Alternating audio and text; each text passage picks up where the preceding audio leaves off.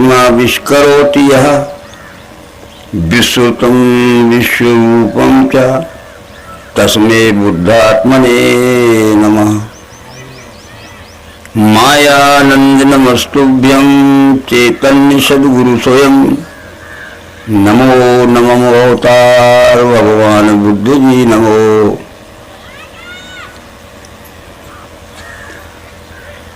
सतयुग प्रवर्तक 10 अवतार मालिका में के सनातन धर्म जो डूब गया है,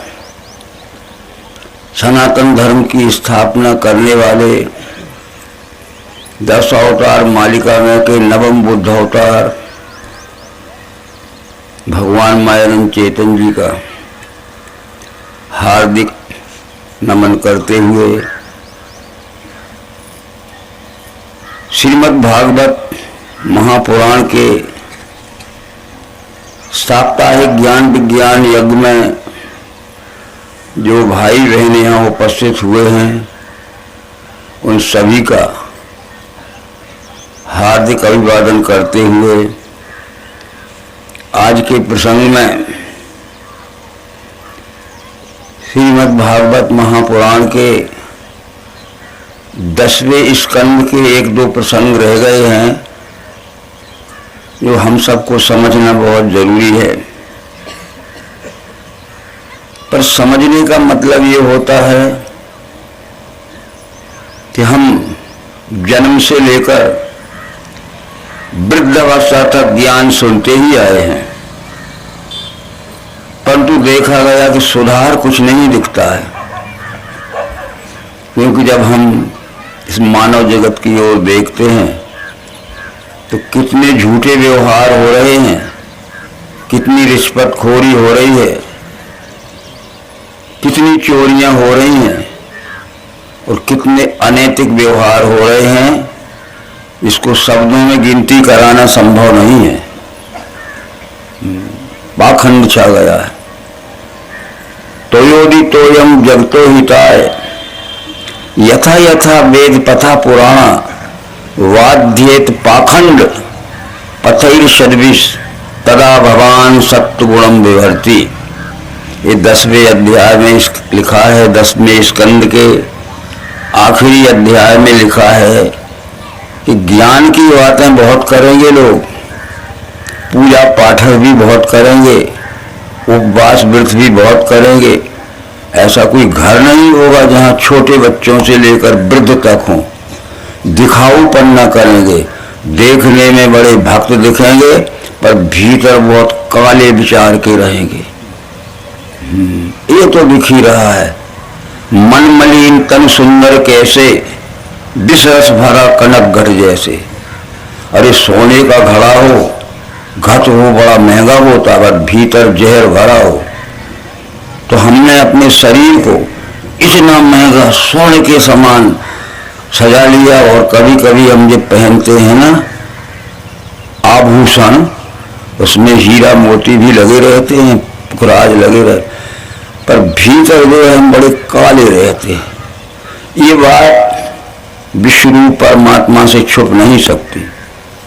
एक दिन ऐसा आएगा कि कब तक छुपोगे, छिपे हुए भी नहीं बच सकते हो। जब हम अपराध करते हैं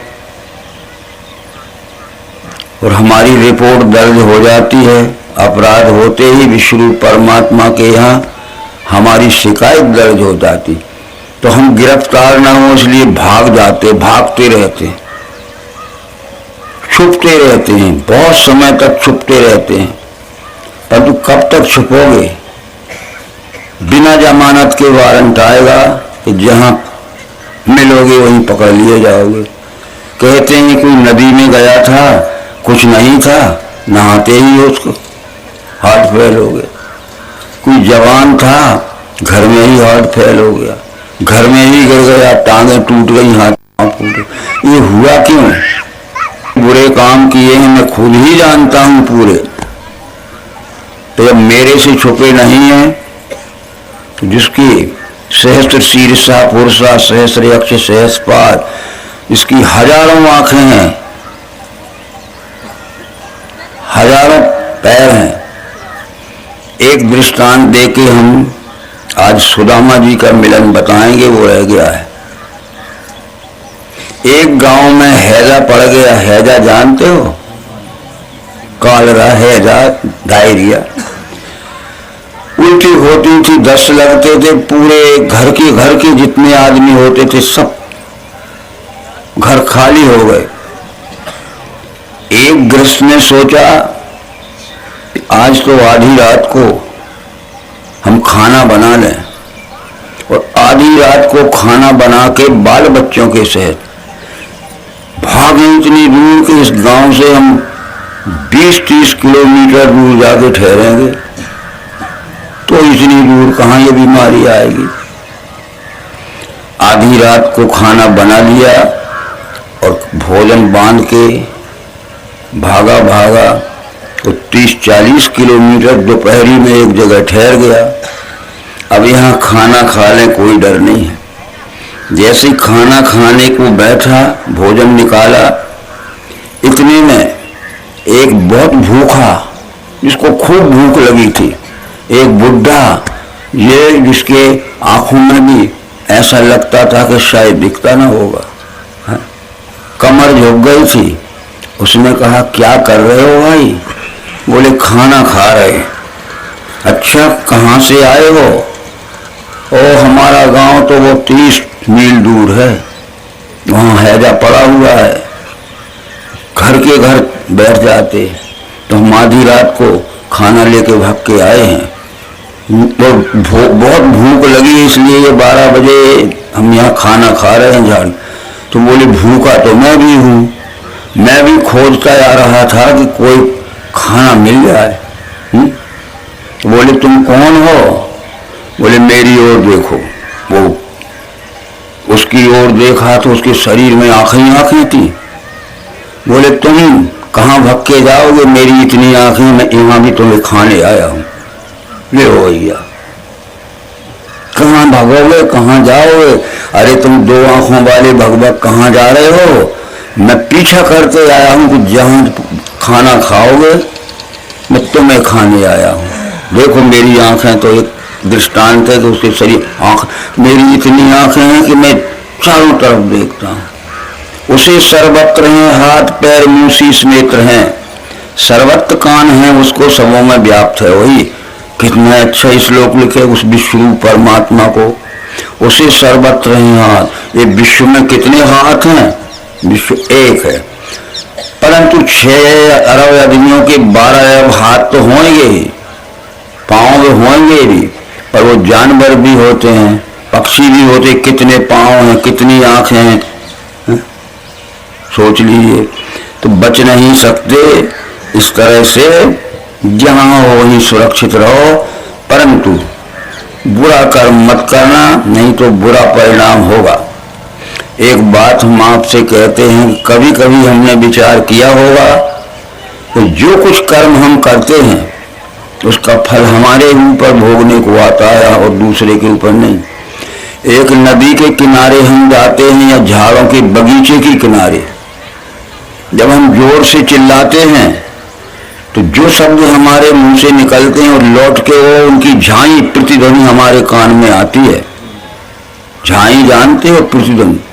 हमने कहा कि रे मूर्ख, इतने जूते मारूंगा तेरे सिर फूट जाएगा, तो वो झाई लौट के रे मूर्ख, इतने जूते मारूंगा तेरे सिर फूट जाएगा। झाई जानते हैं आप लोग, पढ़े लिखे लोग? तो हमारे मुंह से जो शब्द निकले थे लौट के हमारे कान में सुनने को आए, और हमने कहा अब मित्र हो गए, हम प्रेमी हो गए, परस्पर एक दूसरे की सेवा सहयोग करेंगे, तो हम मित्र हो गए। हम परस्पर इसलिए परस्पर प्रेम से चलो। कृष्ण जी कहते थे चित्त से प्रेम से मेरे मिलके बोध वे करें। अपना चित्त लगा के प्रेम से, चित्त से प्रेम से मेरे मिलके बोध वे करें, और संतोष से सदा मेरे ज्ञान गुण रमा करें। ऐसे सदैव युक्तों को प्रेम से भजते हुए वो बुद्धि योग देता हूं जिससे वो मुझ में मिले, पर उनका कल्याण करने को बुद्धि में स्थिर बैठ के तेजस्वी ज्ञान ज्योति से करता हूं। तू चित्त से और प्रेम से परस्पर मिलके हम बैठे, तो चित्त प्रेम परस्पर प्रेम का व्यवहार करें, परस्पर सेवा का व्यवहार करें, स्वार्थ छोड़ के, छल कपट छोड़ के, तो परस्पर आनंद आएगा। बस करही मोह बस नरे अघनाना, स्वार्थ बस परलोक नशाना। स्वार्थ के वशीभूत होकर मनुष्य दूसरों से छिपाते हुए और अपना स्वार्थ पूरा करने के लिए बहुत छल कपट करते हैं, बहुत पाप करते हैं। करही मोर बस नरे अघनाना, स्वार्थ बस परलोक नशाना। एक काल रूप तनिका में भ्राता, शुभ अशुभ कर्म फल दाता। राम कह रहे हैं इस स्वार्थ के वशीभूत होकर अपने जीवात्मा के या परिवार के स्वार्थ के वसूफ होकर अनेक प्रकार के पाप कर्म करता है, छुप के, किसी से बताता नहीं है, ठीक है। अपने स्वार्थ के लिए उसने भविष्य की जिंदगी बिगाड़ ली। करही मोर बस नरे अघनाना, स्वार्थ बस परलोक नशाना। भविष्य का जन्म बिगाड़ दिया। काल रूप तनिका में भ्राता, शुभ अशुभ कर्म फल दाता। उनको बुरे कर्म का बुरा फल देने के लिए मैं काल के समान कठोर हूं, काल। बस इसलिए भूलो मत, तुम भूलो ना, तुम भूलो ना। उमर सब बस ठीक है। अब ये बात रह गई थी कि 10वें स्कंद के अंत में श्री कृष्ण जी अब मथुरा छोड़ के द्वारका जा रहे हैं। अपने मित्र, तो परम मित्र था उद्धव जी, उनको बुलाया। बोले उद्धव जी, मेरी और आपकी उम्र बहुत लंबी हो गई है और मैं किसी कारण से क्यों न हूं, मैं जन्मभूमि छोड़ मथुरा और द्वारका जा रहा हूं, तो मेरा और आपका मिलन नहीं हो सकता है, उम्र ज्यादा हो गई है। और फिर क्या कहा, आत्मैव तदिदं विश्वम तत् सृजते सृजति प्रभु, त्रायते त्राति विश्वात्मा हिते हर्तेश्वरा। ये बात ध्यान में रखना उद्धव। आत्मा एव इदम विश्व, इस विश्व का नाम परमात्मा है। तत् सृजते सृजति प्रभु, त्रायते त्राति विश्वात्मा हिते हर्ते, वही सारी सृष्टि का उत्पादक है और उत्पन्न होने के बाद वो सारी सृष्टि को जो कर्म करते हैं उसका फल देने वाला है, ठीक है। इस विश्व रूप के साथ में अपने स्वार्थ के लिए किसी भी प्रकार का दुर्व्यवहार मत करना। आत्मा एव इदम विश्वम तत् सृजते सृजति प्रभु, त्रायते त्राति विश्वात्मा हृते हर्तेश्वरा। और श्री कृष्ण जी चले गए द्वारका, उद्धव रह गए मथुरा में और उनका देह वहीं त्याग हुआ श्री कृष्ण जी का, और उद्धव जी यहीं रह गए। तो इस बात को बार बार कृष्ण जी ने जताया है, गीता में जताया है, भागवत में जताया है कि ये विश्व ही परमात्मा है, व्याप्त है सम सर्वत्र। परमात्मा यह देख के, देखो व्याप्त है सम सर्वत्र परमात्मा यह आंखों से देख के फिर आत्म प्रेम नहीं त्यागो। बस जो सुख अपने लिए चाहते हो वो प्राणी मात्र के लिए उसका सुख देवो। व्याप्त है सम सर्वत्र परमात्मा है देख के आत्म प्रेम नहीं त्यागे, वो पावे परम गति। उसको उत्तम गति मिलती है, परम सुख शांति मिलता है। और अनेक भाव सृष्टि के देखे एक ही रूप में, उसी से विश्व है जाने ब्रह्म संपन्न हुए। चारों ओर देखो अनेक रंग रूप का विस्तार दिख रहा है। ये एक ही विश्व है जिसमें दिख रहा है अनेक भाव सृष्टि के देखे एक ही विश्व में, और उसी को विश्व ही जानो। बस ब्रह्म संपन्न है, वही पूरा ज्ञानी है। बाकी तो सब मैं कहता हूं एक नहीं, 100 जन्म धारण करोगे जब तक विश्व रूप को नहीं जानोगे तब तक मुक्ति मिलने वाली नहीं है, ठीक बात है। परंतु इसका क्या कारण वो कह रहे हैं, उसका कारण है कि 3 गुण होते हैं प्रकृति से हुए पार्थ, गुण सत्व रजो तमो, अविनाशी आत्मा को ये करें बंधन देह में। जो परमात्मा की मूल माया है शक्ति है, आदि शक्ति है, उसको मूल माया कहते हैं। मायाम तु प्रकृतिम विद्यात् मायनम तु महेश्वर तस् अवयव भूतेस्तु व्याप्तम सर्वम इदम जगत। जो परमात्मा की मूल माया है, आदि शक्ति जी जब उपजाया, उसने ही सारे संसार को उत्पन्न किया है। रामायण भी हम पढ़ते हैं, मम माया संभव संसारा। रामचंद्र जी कहते हैं मम माया संभव संसारा जीव चराचर विविध प्रकारा। आदि शक्ति जी जब उपजाया, सो करे मोरी है माया।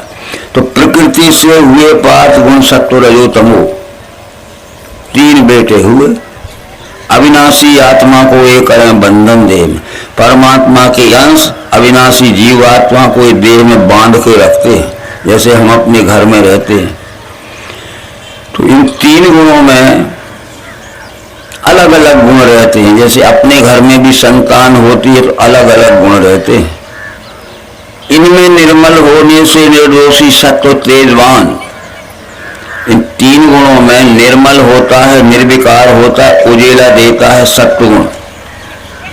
तो उजेले में ले जाता है जीव आत्मा को, ज्ञान के उजेले में ले जाता है, प्रकाश में ले जाता है। तो उजेले में चलो, सब दिखेगा तुम्हें। कोई ऐसी चीज नहीं है कि धूल का कण न दिखे। इनमें निर्मल होने से निर्दोषी सत्व तेजवान, ज्ञान इच्छा में सुख इच्छा में, इस सत्वगुण ज्ञान की तरफ ले जाता है और ईमानदारी से कमाए हुए सुख को भोगता है। यदि ईमानदारी से कमाया है और हमारी भूख 4 रोटियों में मिलती है, किसी दिन 2 रोटी मिल गई तो तीसरी रोटी बेईमानी की नहीं खाएगा, 2 ही खा के सो जाएगा। अच्छा, 4 रोटियां में भूख मिटती है और किसी दिन 4 ही रोटियां मिल गई तो सूखी खा लेगा, बेईमानी का घी नहीं खाएगा, सब्जी भी नहीं खाएगा, सूखी। रूखी सूखी खा के क्यों ललचावे जी? चिकनी चुपड़ी देख के दूसरे की कि वो घी खा रहा है, वो चुपड़ी खा रहा है। चिकनी चुपड़ी देख के मत ललचावे जी, रूखी सूखी खा के ठंडा पानी पी, फिर तुम्हारा बाल विवाह का न होगा। तो ये ज्ञान की ओर ले जाता है सत्वगुण, क्योंकि उजेला रहता है उसमें। जब हम उजेले में चलते हैं, प्रकाश में चलते हैं, तो हमें कांटे दिखते हैं, कीचड़ दिखती है, पत्थर दिखता है, गड्ढा दिखता है, बच जाएंगे। परंतु प्रीत रूप रजो जानो, रजोगुण जो है नंबर 2 का गुण, प्रकृति का पुत्र, वो प्रेम तो करता है, प्रेम करता है, ऊपर से दिखता है कि बड़ा प्रेम करता है, परंतु प्रीत रूप रजो जानो, तृष्णा संग दोष और कर्म फल आशा, अपने स्वार्थ के लिए प्रेम करता है। तो हमने विश्वास कर लिया कि बड़ा प्रेमी है, और हमने विश्वास कर लिया कि बड़ा प्रेमी है, अब हम बेफिक्र हो गए तो प्रेम में अच्छा ठग लेता है। तो ऐसे बहुत से प्रेम करने वाले आते हैं और हम बेफिक्र हो जाते और एक दिन वो ठगा जाते हैं और जीवों को मोह में डाले।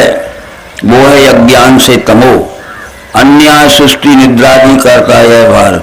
जो तीसरा गुण है तमोगुण, ये बहुत भ्रम में रखता है, अन्याय में रखता है, सृष्टि में रखता है, और आहार निद्रा, खाओ पियो सो और पराया माल अपना, अब ये तुम जानो।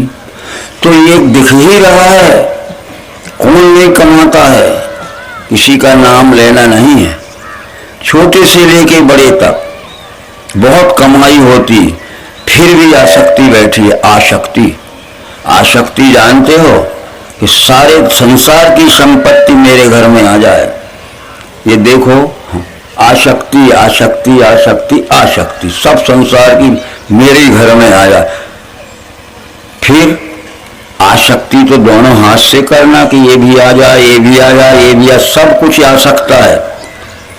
दोनों हाथ से समय रख रहे हो, पर एक हाथ से जा सकती भी तो करो। एक हाथ से जा सक, कबीर जी ने कहा था कि पानी बाढ़ो नाव में, घर में बाढ़ो दाम, अरे दोनों हाथ उलीचिए यही सियानो काम। जब हम नदी में चलते हैं, आधी धार में हमारी नौका पहुंचती है, उसमें पानी भरने लगा, और किनारे पे जाना है, आधी धार में पहुंच, उलीचोगे कि नहीं? नहीं उलीचा तो मझधार में भी हो जाएगी। पानी बाढ़ो नाव में, पार लग जाना चाहते नदी के, और वो बीच धार में पहुंची और पानी भरने लगा। पानी भरना नहीं उलीचोगे तो पार नहीं लगोगे, बीचे में डूब मरोगे। तो आसक्ति भी तो करो, पर जासक्ति भी करो। अब समझ सकते हो तो समझो, और नहीं तो समझदार को इशारा काफी है। ये मत समझना कि हमने जो किया है उसका फल हमें नहीं भोगना पड़ेगा। ठीक है, जो करे कर्म पाए फल सोई, निगम नीति ऐसा कहे सब कोई। जो कर्म करता है उसी को फल भोगना पड़ता है, कोई भी हो उस परिवार का। मैं कर्म करूंगा तो मुझे ही फल भोगना पड़ेगा, मेरे परिवार में 20 आदमी भी होंगे तो नहीं, मुझे ही भोगना पड़ेगा। तो कल ये बात हमने समझाई थी, क्या समझाई थी? कि याद करो उस दिन की जिस दिन किसी की सिफारिश काम नहीं आएगी। वो याद आखिरी दिन की याद करो कि जो कुछ हमने बुरा किया है और हमारी रिपोर्ट दर्ज हो गई और पुलिस बांधने आई, तो याद करो उस दिन की। फिर हमारे माता पिता कहें कि हमारे प्रिय पुत्र को मत बांधो, हमें दोनों को बांध के ले चलो, तो मानेंगे? हमारे भाई बहन भी कहें कि हमारे भैया को मत बांधो, हमें दोनों को बांध लो। हमारी प्रिय पत्नी भी कहे कि हमारे पतिदेव को मत बांधो, हमें बांध लो, मानेगी? फिर हमारे बेटी दामाद कहें ससुर जी को तो छोड़ दो, हमें बांध लो। बेटी नहीं, जिसने कर्म किया है देर अबेर कितनी, ईश्वर के यहाँ देर है अंधेर नहीं है। बस क्या इतनी समझ में नहीं आई? तो फिर हमारा मनुष्य जन्म शरीर है मनुष्य का, पर उम्र सत पशुवत जा रही, और अकल है पशुओं की, पशु उजाड़ते। कुछ लोग कहते हैं कि हम ईश्वर को नहीं मानते, हमारा क्या रुकता है? हम ईश्वर को नहीं मानते, हमारा कौन सा काम रुकता है? क्या खेती बाड़ी नहीं हो सकेगी? नहीं मानते ईश्वर को। धान बोएंगे, गेहूं बोएंगे, उड़दा बोएंगे, हम नहीं मानते ईश्वर। खेती बाड़ी न होगी क्या? होगी।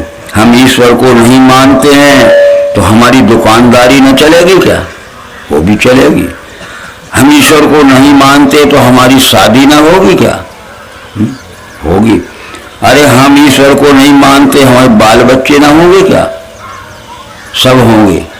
वो कहते जानवर तो ईश्वर को नहीं मानते हैं, उनका क्या काम रुका है? देख लो, उनको भी बाल बच्चे हो रहे हैं। गांव के जानवरों को, जंगल के जानवर नहीं मानते, उनको भी खाना पीना खूब मिल रहा है, नहीं मानते ईश्वर को। जानवर ईश्वर से क्या संबंध? उम्र सब पशुवत जा रही। ठीक है, खान पान बल वैभव। तो उसका मतलब ये है कि जानवर ईश्वर को तो नहीं मानते हैं, पर उनकी उजाड़ू वृत्ति बंद नहीं हो सकती। जैसे एक गाय होती है, भैंस होती है, थोड़ा सा घास खाने में उसकी भूख मिट सकती, पर छोड़ दीजिए एक खेत में पूरा कचड़ डालेगी, पूजा उजाड़ देगी। बंदर हैं, ये ईश्वर को नहीं मानते हैं। एक आम के झाड़ पे छोड़ दीजिए, 4 5 6 फल खाने में उसकी भूख कतर कतर के सब फेंक देगा कि दूसरे के काम। तो ये उजाड़ू वृत्ति बंद इसलिए नहीं हो रही है कि हमने ईश्वर को न जाना है न माना है।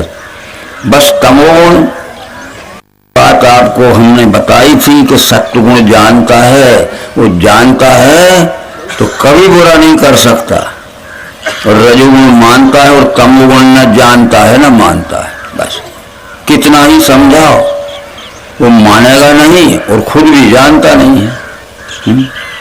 तो उजाड़ू वृत्ति बंद। आज उजाड़ू वृत्ति देख लीजिए हमारे मानव जगत में कुछ % मनुष्य छोड़ के, एक कवि ने कहावत लिखी थी, आप थोड़ा हंसोगे। हम कहते हैं, क्या कहते हैं,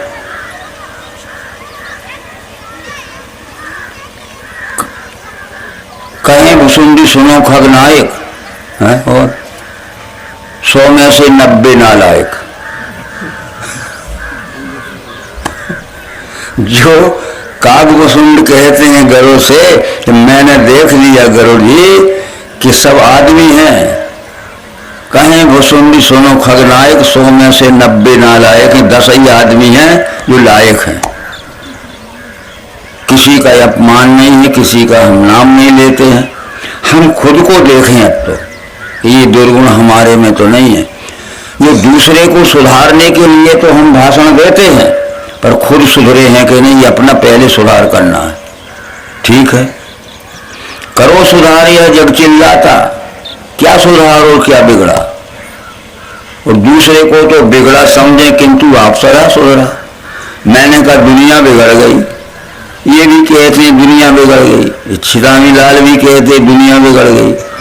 ये हर एक कहते अपने को बचा के कहते मुझे छोड़ के सब बिगड़ गए। हर एक आदमी यही कहता है संसार बिगड़ गया। देखो घर घर तो संसार का क्या बिगड़ गया। करो सुधार, यह जग चिल्लाता, क्या सुधार और क्या बिगड़ा। और सबको तो हम बिगड़ा समझे, किंतु हम सुधरे, बड़ी मुश्किल की बात है। तो इन बातों को ध्यान रखिए। और फिर अब आप सुदामा जी पर बात आ गई। सुदामा जी गुरुकुल उज्जैन में, जो मध्य प्रदेश के अंतर्गत उज्जैन नामक शहर है, उसको अवंतिका कहते थे पहले। उस अवंतिका में उज्जैन में एक गुरु रहते थे, सांदीपन गुरु। वो बड़े तत्वदर्शी थे, वो विश्वरूप की दर्शन कराते थे, विश्वरूप परमात्मा। कृष्ण जी ने 64 विद्या तो पढ़नी थी, बहुत ज्यादा। 64 दिन में विद्या सारी पढ़ डाली। अब उनने पढ़ा था ग्रंथों में कि परमात्मा है, विश्वरूप परमात्मा है। सैकड़ों लोगों से वो मिले थे, पर किसी ने कहा एकादशी व्रत करो 12 महीने, 12 महीना में 24/11 सोच है, तुम्हें परमात्मा मिल जाएगा। तो वो भी कर लिया, मगर नहीं मिला।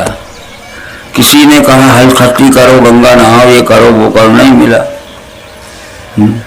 उन्हें पता चला कि उज्जैन में सांदीपन गुरु हैं, वे विश्वरूप दर्शन कराते हैं। वो आ गए वहाँ पढ़ने के लिए, सुदामा के साथ पढ़ने लगे। सांदीपन गुरु ने बता दिया कि जिस परमात्मा या विश्वरूप के विषय में लोग पढ़ते हैं किताबों में, वो इस विश्व का नाम ही विश्वरूप है। तो कृष्ण जी ने कहा कि गुरु जी मुझे विश्वरूप का दर्शन करा दो। आप विश्वरूप का दर्शन कराए हो तो करा दे। तो बोले दिख तो रहा है, इस विश्व का नाम ही विश्व है, ठीक है ना। अब मेरे से आप कहो कि लाहौर का दर्शन करा दे, तो मैं कहूँ दिख तो रहा है लाहौर का, लाहौर ही जिसका जो नाम है वही स्वरूप हो। तो ये विश्व का रूप ही विश्वरूप, उसका दर्शन तब उन्होंने समझाया था कि विश्वरूप दर्शन कराने के लिए हमारे पास 8 साधन हैं। मानव शरीर में, शरीर ये धाम है, बड़े भाग मानुष तन पावा, सुर दुर्लभ सदगंतन गावा, साधन धाम मोक्ष कर द्वारा, पाई नजी सुर लोक समारा, सो परित्र दुख पावही, सिर धुन पछताए, कालही कर्मही ईश्वरी मिथ्या दोष लगाए। तो हमें ये भी मालूम नहीं था कि ये मनुष्य शरीर को साधनों का घर क्यों कहा गया। हमने भी पहले पूछा था इस उम्र में, इसी उम्र में, कि मनुष्य शरीर को साधन धाम क्यों कहा गया है। तो जितने अंधविश्वासी मिले वो कहते थे अरे तुम नहीं जानते ये मन साधनों का धाम है, और 10-10 मंजिले के बिल्डिंग बने हैं, उसमें एयर कंडीशन के कमरे हैं, और हीरा है, मोती है, पुखराज है, और बड़े बड़े टाटा सोमो और हेलीकॉप्टर हैं, कितनी जमीन है, कितने ट्रैक्टर हैं, यही तो साधन धाम है। ये नहीं थे, बस यहाँ आइए। तब उन्होंने कहा कि ये मनुष्य शरीर साधन धाम है। इस मनुष्य शरीर में ये विश्व रूप परमात्मा को जानने के लिए 8 साधन है। ये हमारी सब बहनों को पता लग जाएगा बड़ी सरलता से। इस शरीर रूपी घर में 5 ज्ञान इंद्रियां हैं। ये पढ़ाई चल रही है कृष्ण जी की और सुदामा की वहां उज्जैन में। इस शरीर रूपी धाम में, शरीर तो धाम, इसमें 8 साधन, 5 तत्वों का दर्शन होने के लिए 5 क्रियाशील ज्ञान इंद्रियां हैं। कान, आंख, त्वचा, जीभ और नासिका। ये प्रकृति के 5 स्थूल अंगों का देखें, पृथ्वी, जल, अग्नि, वायु, आकाश के, और तत्वों से सूक्ष्म गुण हैं 17 स्तंभ। उनको जानने के लिए हमारे पास इंद्रियों से सूक्ष्म मन है। देह से इंद्रियां सूक्ष्म है, उनसे सूक्ष्म मन है, और मन से सूक्ष्म है बुद्धि। और फिर इसके बाद इंद्रियों से 5 तत्व, मन से 3 गुण जान लिए, तो बुद्धि से निश्चय हुआ कि 5 तत्व 3 गुण 8 अंगों का फैला हुआ ये विस्तार है, इसका नाम साकार है। ये बुद्धि जानती है। तो फिर हम घर में पढ़े थे कि क्या साकार निराकार अलग हैं? बोले नहीं, इसमें बहुत थोड़े से आप समझ लें, आगे फिर चलेगा। परंतु बात ये हुई कि सुदामा जी की पत्नी ने कहा, जब लौट के आए थे वो ज्ञान सीख के वहां से, कि तुम तो यहाँ आ गए और तुम्हारे भाई जो हैं वे राजा बने द्वारका में बैठे हैं और हम एक छोटी सी टूटी झोपड़ी में पड़े हैं। जाओ अपने भाई के पास, कृष्ण जी के, और उनसे कहो कि हमारा इंतजाम करो। तो कृष्ण, सुदामा था ब्राह्मण, उसने कहा मैं ब्राह्मण हूं, मांग नहीं सकता, जो हमारे पास है उसी में गुजर करेंगे। तो बार बार कहती थी सुदामा जी की पत्नी कि तुम्हारे लिए न मांगो, मेरे लिए भी न मांगो, कि मेरे कपड़ा फट गए हैं, खाने को है नहीं है, बड़ी परेशानी हो रही। बोले ठीक है, इंतजाम करते जाओ, थोड़ी बहुत कमाई आएगी तो नए ले दूंगा, तब तक मैं ठेगड़े लगाता रहूंगा।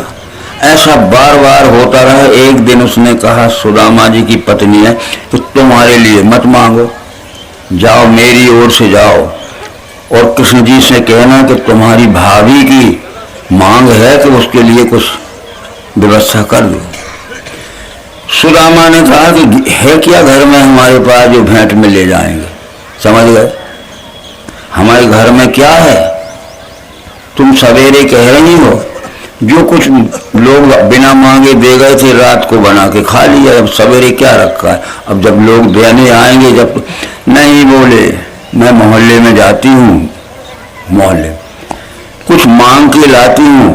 तो थोड़े से क्या मांग के ले आए? वो चावल इतने, बस लिए भी ले जाओ, मेरी तरफ से ले जाओ और कहना कि कृष्ण जी तुम्हारी भाभी ने तुम्हें भेंट भेजी है। तो सुदामा ने कहा कि बड़ी शर्म की बात है, इतने से चावल। तो उन्होंने एक कपड़े में ऐसा किया कि चावल की ऐसी पोटली बांधी, ऐसी, समझ गए, और अपने यहाँ कांखरी में लटका लिया ऐसी, समझ गए। गए वहां, सब भेंट भलाई हुई, उनने सब कुछ किया, बहुत आदर किया कृष्ण जी ने कि इतने दिन कहाँ पड़े रहे, पहले से क्यों न आए। ठीक हो गया। फिर वो बोले कि भाभी ने क्या रख दिया है? बोले कुछ नहीं, कुछ नहीं रखा। बोले ये क्या है, ये क्या बंधा है? बोले मुझे फोड़ा हो गया है इसलिए बांध लिया है मैं। वो समझ गए बदलना। बोले तो फोड़े का इलाज पहले करना पड़ेगा, फिर आराम से। देखा तो चावल थे, अरे रुक्मणी बैठी थी पास में। तो कृष्ण जी ने क्या किया कि उसमें से आधे का खा लिया, एक ही कौर में आधे खा लिए, और दूसरे को खाने लगे दूसरा कौर, तो रुक्मणी ने हाथ पकड़ लिया, बस तुमने आधा रात दे दिया, यहाँ का आधा तो बचने दो तुम्हारे बाल बच्चों के लिए, ले एक कौर में ले। ऐसे थे वो कृष्ण जी। फिर कहा कि भैया भैया, बड़े भैया सुदामा जी, कुछ 1 आध महीना पहुँच ही कर लो तुम। बोले वो क्या करेगी तुम्हारी भाभी? बोले हम इंतजाम कर देंगे। यहाँ से खेपों पे खेपें पहुँच गई और फिर उस झोपड़ी को तोड़ के लेवल करके फिर वो सीमेंट के कंक्रीट के और पिलर पे खड़े हुए 7 मंजिले मकान बन गया। ठीक, अब महीने के बाद जब रवाना हुए सुदामा जी द्वारका से, तो वहां आए, देखकर मेरा घर पे कब्जा किसने कर लिया, यहाँ तो मेरा घर था, कब्जा किसने कर लिया, बड़ी मुसीबत है। वो कृष्ण की भाभी ने मुझे पहुंचाया और घर लुटवा दिया और उसको भी कोई ले गया। पर वो ऊपर के मंजिले से कहती है घबराओ और मैं ले बैठी हूं, घबराओ मत, देख लो मैं तो ये बैठी हूं, न मुझे कोई ले गया न तुम्हारी मिल्कियत पे घर पे कब्जा किया कोई, बताओ। पर एक बात जरूर थी कि सतयुग में ब्राह्मण मांगता नहीं था और उसको कोई बुलावे भी कि दान ले जाओ तो नहीं जाता था। युगों का इतिहास है। सतयुग में ब्राह्मण मांगता नहीं था, उसको कोई बुलावे भी कि हमारे यहाँ से दान ले जाओ तो वो सोचता था कि मेरे घर में तो बहुत है और लेके क्या करूंगा और आसक्ति क्या करूंगा, बल्कि कुछ किसी को दे देता था। तो आसक्ति नहीं थी उसको, पर देने देता था जितना था उसमें से भी कोई। त्रेता में बुलाने पे आने लगे, समझ गए। सतयुग में ब्राह्मण मांगता नहीं था और कोई बुलाता भी था तो लेने नहीं जाते थे, पर त्रेता आया तो बुलाने पे जाने लगे। विप्रबिंड रघुवीर बुलाए तब गए थे, ना बुना जाते हैं। और द्वापर में बिना बुलाए जाने लगे और कलयुग में जाते हैं तो भगाए भगाए नहीं भगते और गाली देते हैं कि दे दो तुम्हें, क्या तुम्हारे घर में आग लगी है कि भूख पड़ी है? ऐसे अधम मनुज नर कृतयुग त्रेता नाही, द्वापर कछुक वृंद बहु कलयुग माए। ऐसे अधम मनुष्य सतयुग में नहीं थे, त्रेता में नहीं थे जब वो बुलाने पे आए, और द्वापर कछुक बिना बुलाए आने लगे कछु, और कलयुग में तो बिना बुलाए आते हैं पर भगाए भगाए नहीं देते, गाली दे के ले जाते हैं। अरे तुम हंसते हो, वो नहीं कमा खा सकते, दूसरे के ऊपर लगे हैं, ये सब कथा है। ठीक बात है। तो सुदामा मालामाल हो गया बस। ये अब भैया तुम, ऐसी बात थी, हमने तो नहीं कहा तुम्हें कि सुदामा जी चावल ले गए थे। कल हम शाम को सुना देते कि थोड़े चावल ले गए थे, तो तुम भी कल सवेरे चावल लाना, तो तुम भी कोई 10 किलो लाता, कोई 20 किलो लाता, तो ये 10-12 किलो कुंटल चावल तो हो जाती। यहाँ तो मुट्ठी भर भी नहीं है।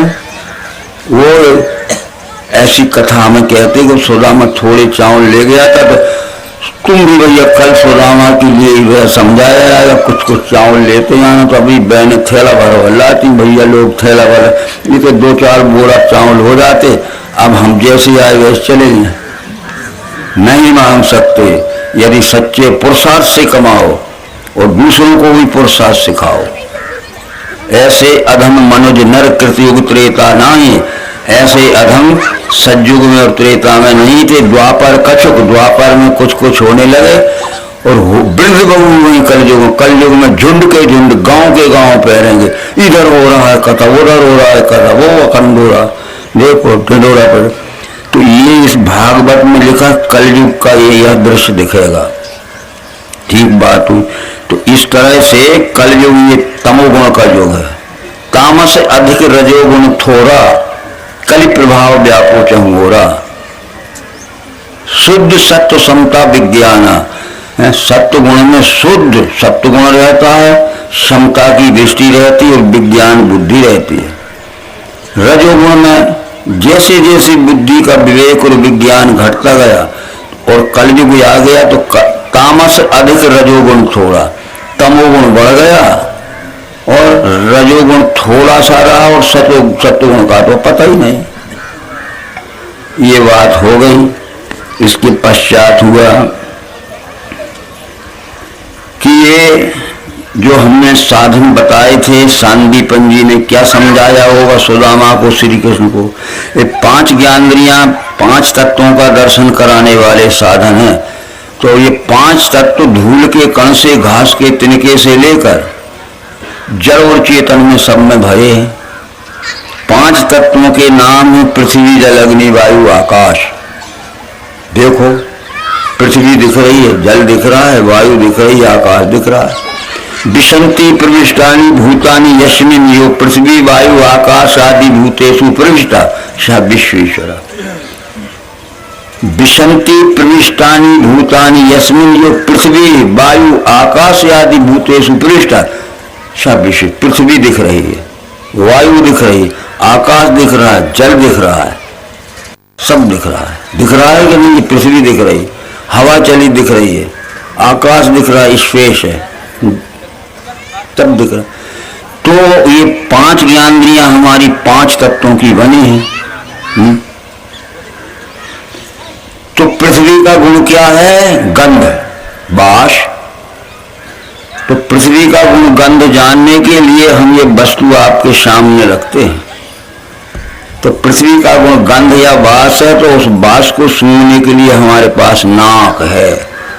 नाक से सूंघ के देखो, गंध है इसमें भरा है। गंध जानते हो? बास। नाक से सूंघ के देखो, गंध है इसमें भरा। पहला तत्व है पृथ्वी, और पृथ्वी का गुण है गंध।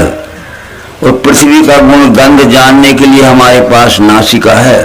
तो नाक से सूंघ के देखो, गंध है इसमें भरा। फिर अपने को सूंघ के देखो, गंध इसमें भरा। इसको सूंघ के देखो, गंध इसमें भरा। इसी रीति लखो सारे दृश्य में गंध भी भरा। कागज का टुकड़ा हो, लकड़ी का टुकड़ा हो, पत्थर का टुकड़ा हो, कपड़े का टुकड़ा हो, जहां जहां नाक से सूंघोगे तो पृथ्वी का गुण गंध है। और गंध गुण को देखने के लिए नाक है। नाक से सूंघ के देखो, गंध इसमें, तो नाक से सूंघ के देखो, गंध इसमें भरा। नाक से सूंघ के देखो, इसी लखो सारे दृश्य में गंध भी रहा। जल का गुण रस है। जल का गुण रस जानने के लिए हमारे पास क्रियाशील ज्ञानेंद्रिय जीव है। जीव से ये लगा देखो, वस्तु में कुछ स्वाद है, इसी में बास है ना। पृथ्वी का गुण जल का गुण क्या है? दूसरा तत्व क्या है? जल। जल का गुण रस या स्वाद है। तो उसको जानने के लिए हमारे पास जल की ज्ञानेंद्रिय जीव है। जीव से ये लगा देखो, वस्तु में कुछ स्वाद है। इसी रीति लखो सारे। वैसे ही विश्व में भी ये रस भाव। यहाँ भी जीव से लगा के देखो, रस है। यहाँ भी जीव से लगा के देखो, खट्टे खारे मीठे कुछ भी होंगे, हर एक चीज में रस भाव से जल भरा है। तीसरा तत्व है अग्नि। अग्नि का गुण रूप है, पर अग्नि का गुण रूप जानने के लिए हमारे पास ज्ञानेंद्रिय आंख है। अपनी आंखों से देखो, दिखता है पदार्थ ये। वैसे ही विश्व में सारे रूप का दिखना भरा।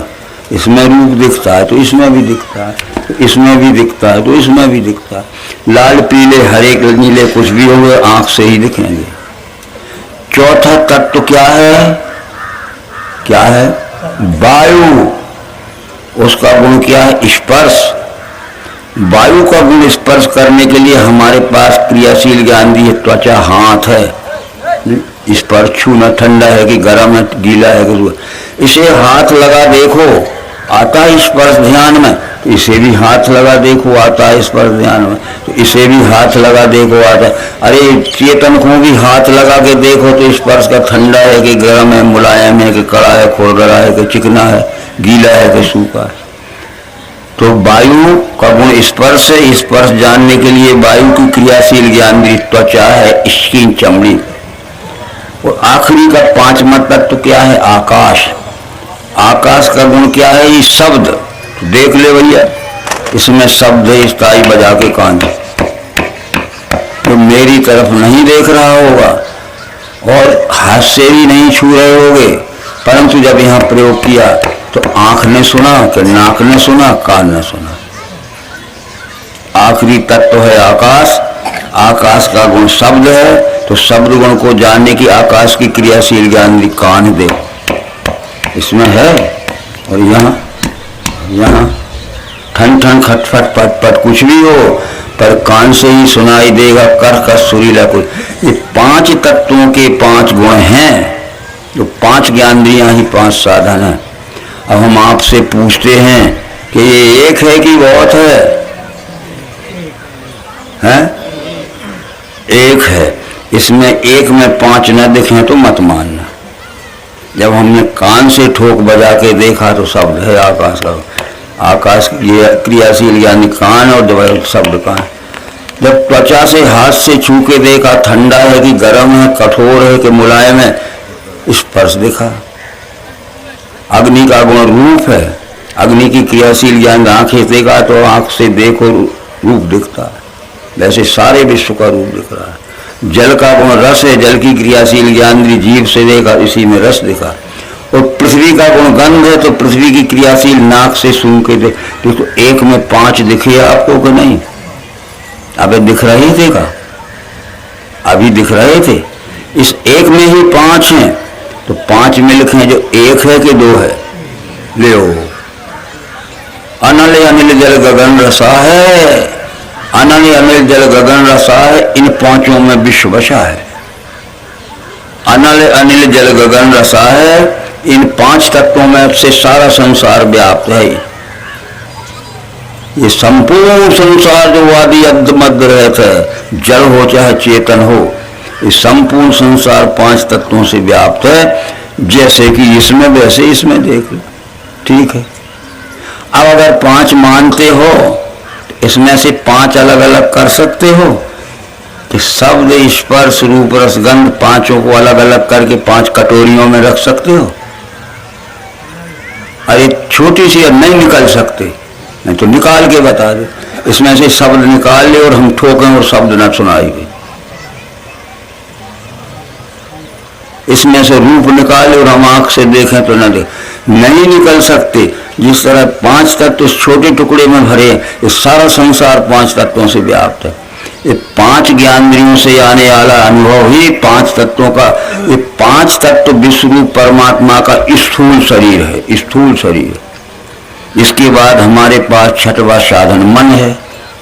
देह से इंद्रियां सूक्ष्म, इंद्रियों से मन सूक्ष्म है, मन से सूक्ष्म है बुद्धि।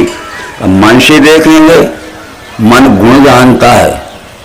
5 तत्वों के 5 गुण 5 ज्ञानेंद्रियों से जाने, और प्रकृति के जो 3 गुण हैं, सत्व गुण, रजोगुण, तमोगुण, वे मन जानेगा। अब हमने इसी वस्तु में फिर मन से प्रयोग किया। अलग अलग वस्तुओं में हम अलग अलग प्रयोग करके देखे। इस खाने की चीज है, इस वस्तु को जब हमने पीस के घी के साथ मिलाया, ठीक है, तो हमने घी शक्कर खाया तो हमारी जीभ को कैसा लगा? अच्छा लगा कि बुरा लगा? अब इंद्रियों के भीतर मन बैठा है और 5 तत्वों के भीतर 3 गुण व्यापे हैं, तो वो घी शक्कर भीतर गया मन के पास, तो जीव को अच्छा लगा तो मन को भी अच्छा लगा। सुख वर्धक हुआ, बल वर्धक हुआ, उत्साह भरा। जीव के स्वाद में भी घी शक्कर चढ़ा, मन को भी बड़ा सुख हुआ।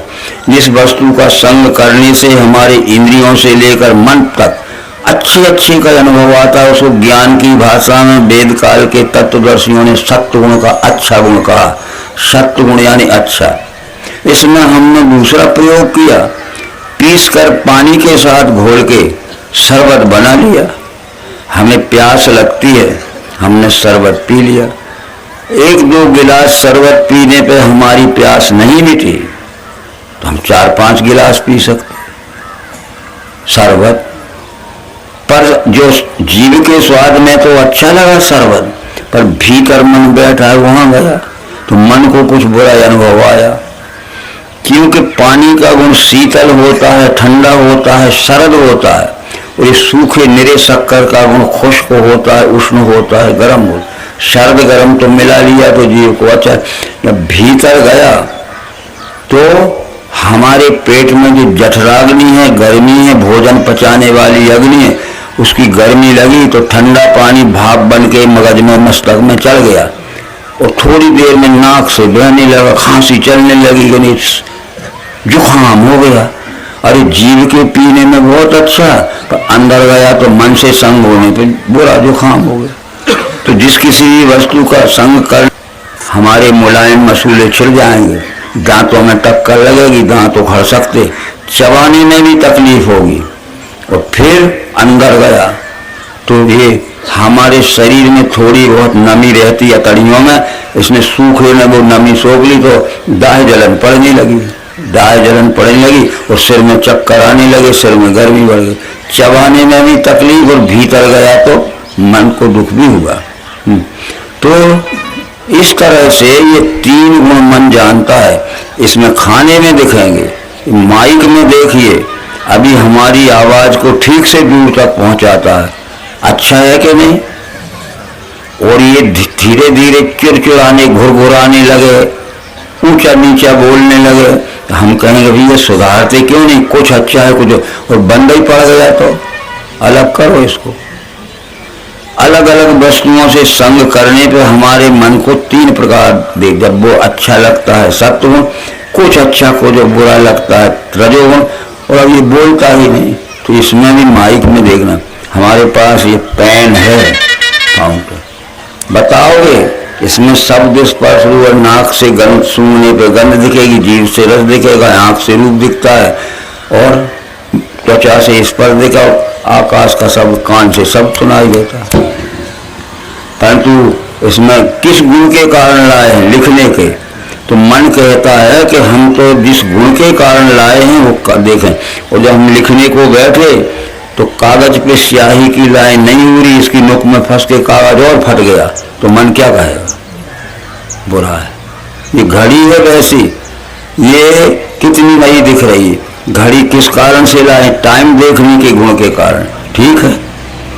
हमने बांधी है तो इसमें शब्द स्पर्श रूप रस गंध है 5 वर्ड, पर जिस गुण के कारण लाए हैं ये बिल्कुल नहीं है, वो टाइम देती ही नहीं, तो मन कहेगा बुरी है। अच्छा गुण सत्व गुण जिससे सुख होता है, और बुरा गुण यानी तमोगुण जिससे दुख होता है, और कुछ अच्छा कुछ बुरा यानी रजोगुण। बस 3 गुण हैं। यही 3 गुण आगे जब अन्न के रूप में हम भोजन खा लेते हैं तो तमोगुणी भोजन करते हैं तो अहंकार होता है, रजोगुणी भोजन करते हैं तो चंचल मन होता है, और सतोगुणी भोजन करेंगे तो बुद्धि अच्छी निर्मल रहती है।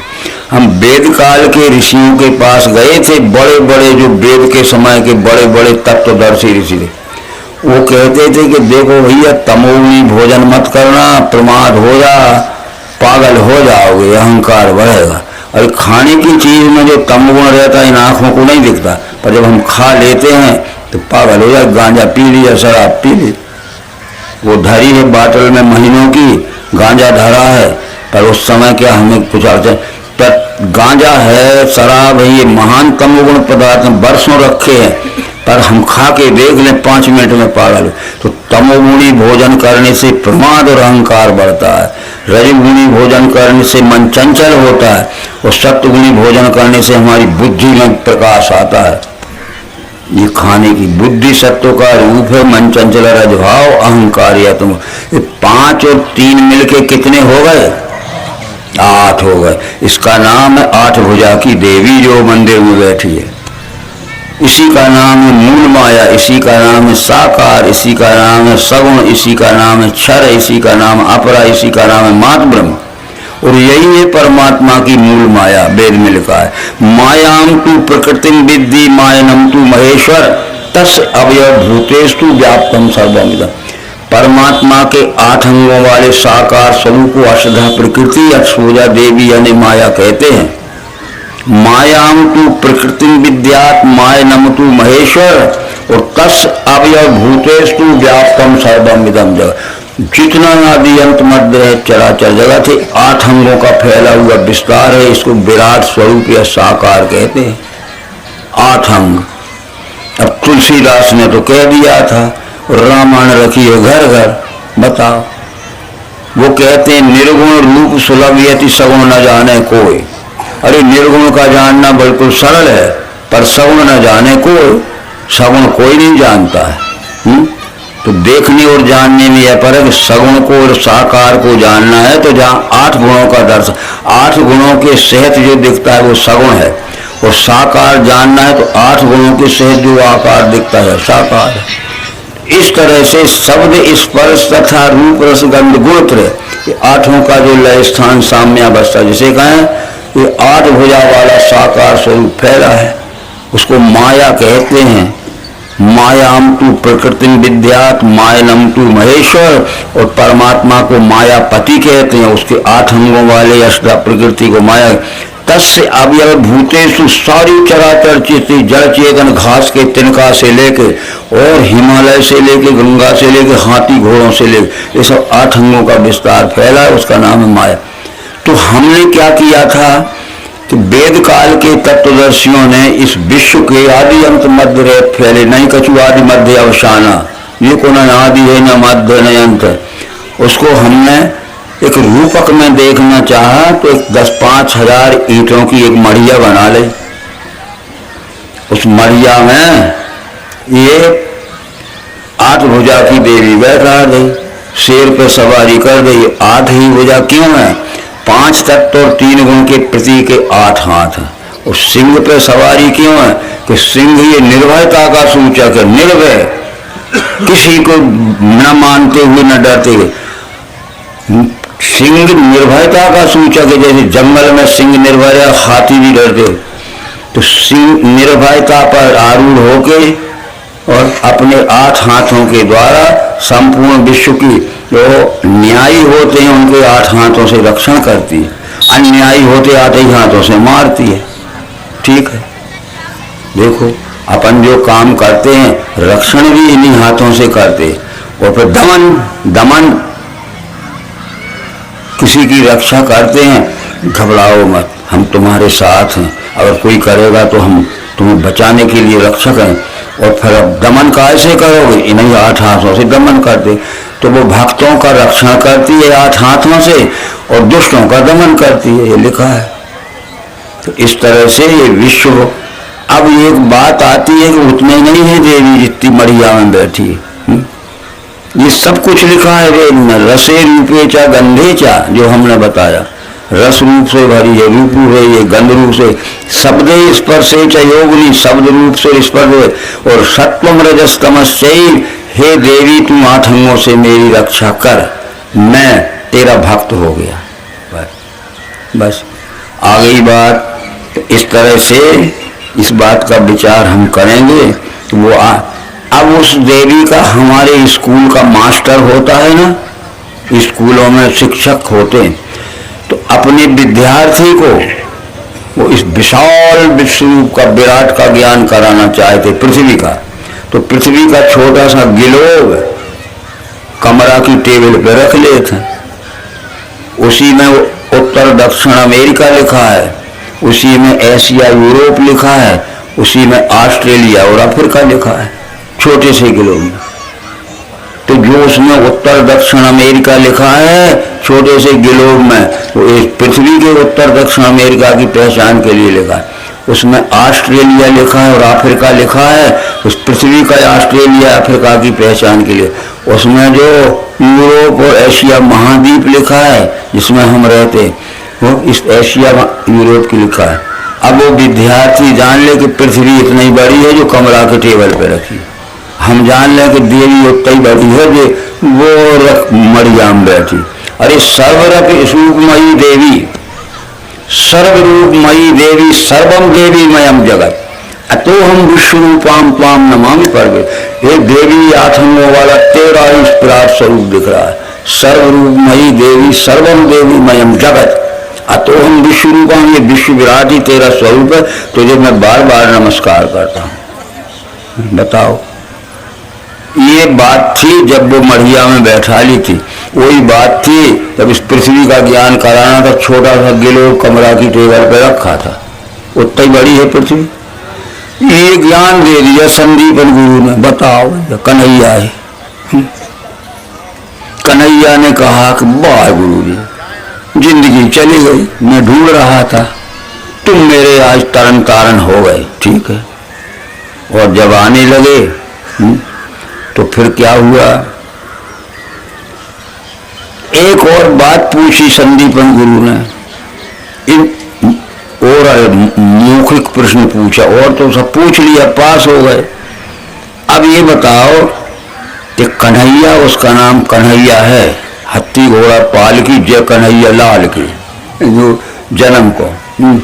कन्हैया ये बताओ कि परमात्मा गोरा है कि काला? अब प्रश्न पूछेंगे, मुखाग्र प्रश्न होते हैं ना। अब कन्हैया क्या कहे कि मैं गोरा कहता हूं तो काला भी है। जैसे हमारा ये गोरा है रंग तो काले से दिख रहा है, और काला कहता हूं तो गोरे भी दिख रहे हैं। क्या कहूं?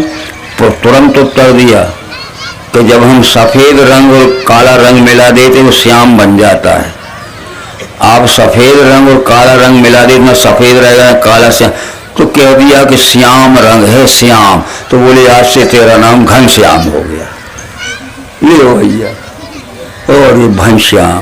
तो इस तरह से ये ज्ञान गुरुजी से पाया था, वही ज्ञान अर्जुन को दिया और वही ज्ञान कन्हैया में गीता में लिखा। बस इतना कन्हैया ने जाना, वो 8वां अवतार था।